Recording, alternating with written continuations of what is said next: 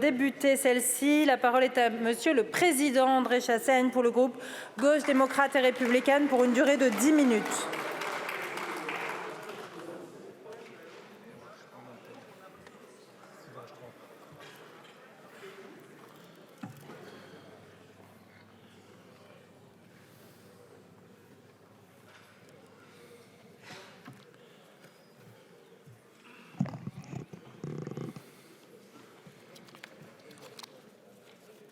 Madame la Présidente, Mesdames les ministres, chers collègues, voilà 25 ans qu'ont débuté les négociations sur l'accord de libre-échange dont nous parlons aujourd'hui.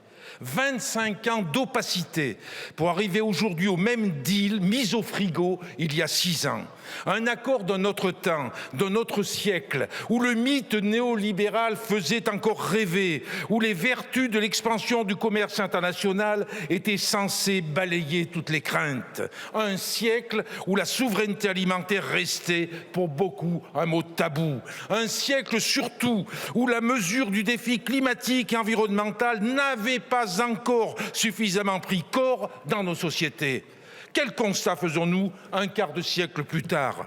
D'abord, que les fondamentalistes du marché sont toujours au fourneau de la Commission européenne, que les mêmes chefs aux 12 étoiles nous mijotent les mêmes mets, avec les mêmes ingrédients, dans les mêmes casseroles, usant et abusant de la compétence exclusive qui leur a été transférée en matière de négociation commerciale avec l'adoption à marche forcée du sinistre traité de Lisbonne de 2007. Le constat aussi que pèsent si peu dans les orientations européennes les millions de tonnes de CO2, les millions d'hectares de déforestation supplémentaires de notre mère la Terre, les impacts sociaux et sociétaux inhérents au modèle de production intensif guidé par la seule rentabilité financière. Si ces accords sont aujourd'hui si contestés, c'est qu'ils sont aujourd'hui totalement dépassés au regard des grands défis humains et environnementaux du XXIe siècle, qui devraient guider toute l'action politique de nos États et a fortiori de l'Union européenne.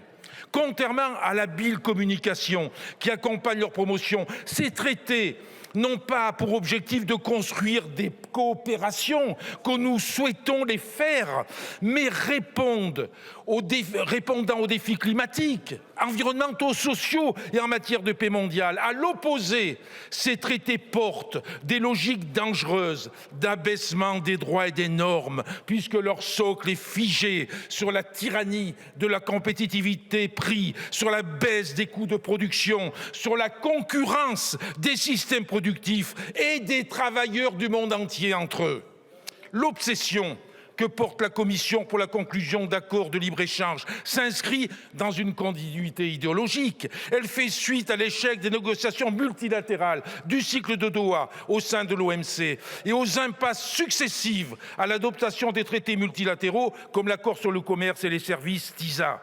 Je me dois de le dire aux repentis du tout marché de cet hémicycle, comme aux nombreux agriculteurs et éleveurs qui suivent nos débats aujourd'hui et s'insurgent à juste titre contre cet accord, les concurrences déloyales et l'ajustement sur les prix et les marchés mondiaux sont le fruit d'un capitalisme mortifère supposé bienfaiteur de l'humanité. Nous le savons tous.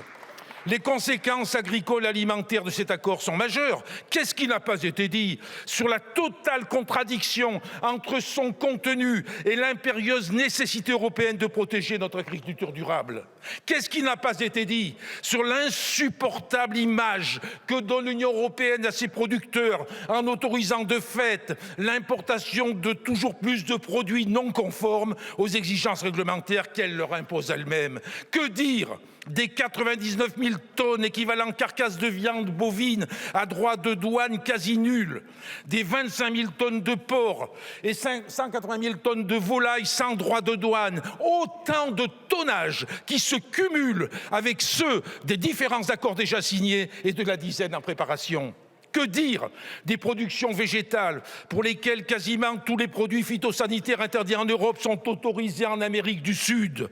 Stimulateurs de croissance, produits phytosanitaires, poursuite de la déforestation, absence de traçabilité de moyens réels de contrôle, bilan carbone, un inventaire à la Prévert de ce qu'il ne faudrait pas faire.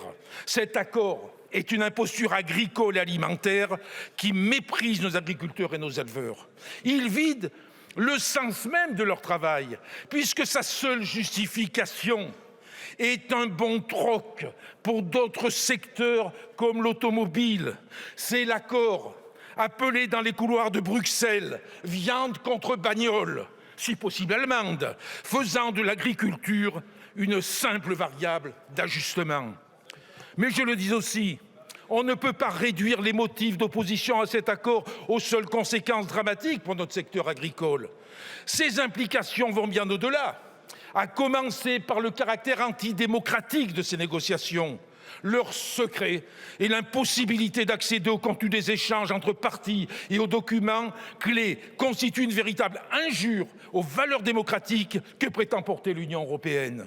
Comment voulez-vous que les citoyens aient confiance dans des institutions qui mettent toute leur énergie à cacher les faits en s'abritant derrière une forme de secret des affaires transposé dans le domaine de l'action publique? Non seulement la Commission a renié depuis longtemps, sous la pression des multinationales et de certains États, la promesse d'une nouvelle génération d'accords, incluant des engagements sociaux et environnementaux, mais elle a mis tout en œuvre pour tenir les citoyens et leurs représentants élus le plus éloignés possible du contenu de ces négociations. Cacher, avancer et faire adopter de force. Voilà le triptyque de la Commission qui en dit long sur sa conception de la construction européenne. Mais n'est-ce pas en réalité une vieille volonté conservatrice qui s'exprime ainsi, masquée aux yeux du plus grand nombre les affaires qui les concernent le plus, refuser obstinément que les peuples éclairés puissent agir pour construire leur destin commun sur d'autres bases que la compétition économique et financière? La plus grande peur de la Commission n'est-elle pas de voir les Européens jugés sur pièces et tous les corps vivants de la société civile, que sont les syndicats, les associations, les ONG, la presse, ouvrir l'indispensable confrontation démocratique dans le débat public? Je le dis avec une forme de solennité, mes chers collègues. Ce contresens démocratique et politique n'est plus tenable. Alors que le péril climatique s'avance, que la lumière est faite sur les désastres environnementaux et sanitaires de nos modes de production, que le monde a soif de justice et de coopération, n'amplifions pas le désastre sur l'autel de quelques intérêts égoïstes. Je vais être franc. Comme je ne suis pas un perdreau de l'année, je ne suis pas convaincu que la France ira jusqu'à bloquer cet accord. Est-elle prête à faire usage de son droit de veto au Conseil européen, je dis bien son droit de veto? Est-elle prête à refuser tout découpage de l'accord en deux parties, l'une politique, l'autre commerciale, qui ouvrirait la possibilité d'une adoption sans le vote des parlements nationaux? Mesdames les ministres, chers collègues, notre débat et le vote qui va suivre doivent avant tout faire preuve de clarté. Clarté sur ce que veut la France. Clarté sur ce que cherche réellement l'exécutif. Clarté sur nos impératifs pour réorienter la politique commerciale et de coopération de l'Union européenne. Sur ces 3 points, et en l'absence de texte gouvernemental, c'est quand même le comble, je ne suis malheureusement pas convaincu par vos propos, mesdames les ministres. En concentrant l'essentiel de sa critique sur les conditions qui permettraient un accord en prenant en compte les engagements de l'accord de Paris, le gouvernement valide le fond des politiques de libre-échange, d'autant plus qu'une simple annexe au texte, un appendice sur cette garantie, ne pourrait pas être soumis à des sanctions. Est-il utile de vous rappeler que ce gouvernement bloque toujours le vote définitif sur le CETA? Est-il utile de vous rappeler que le 30 mai dernier, à l'initiative des députés communistes et du groupe GDR, nous avons adopté très largement, ici même, une résolution demandant le retour devant notre Assemblée du projet de loi de ratification du CETA? Cet autre accord de libre-échange, tout aussi antidémocratique que l'accord avec le Mercosur, dont l'entrée en vigueur de façon provisoire dure depuis 8 ans sans ratification. Aussi, si le vote qui va suivre, ce débat doit être utile. Ce vote ne doit pas seulement déplorer les conséquences de l'accord l'Union européenne-Mercosur dans l'état actuel, comme vous l'avez répété, tel que l'envisage la Commission.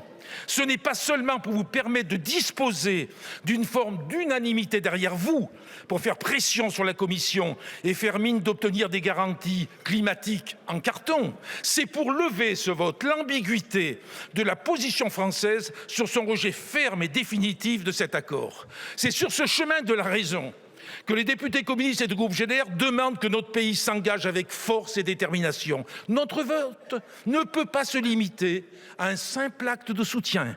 Il doit avoir pour fondement la clarté de vos engagements qui nécessitent de lever toutes les ambiguïtés de la position française et je pense que vous répondrez à mes propos après ce débat. Merci, Monsieur le Président.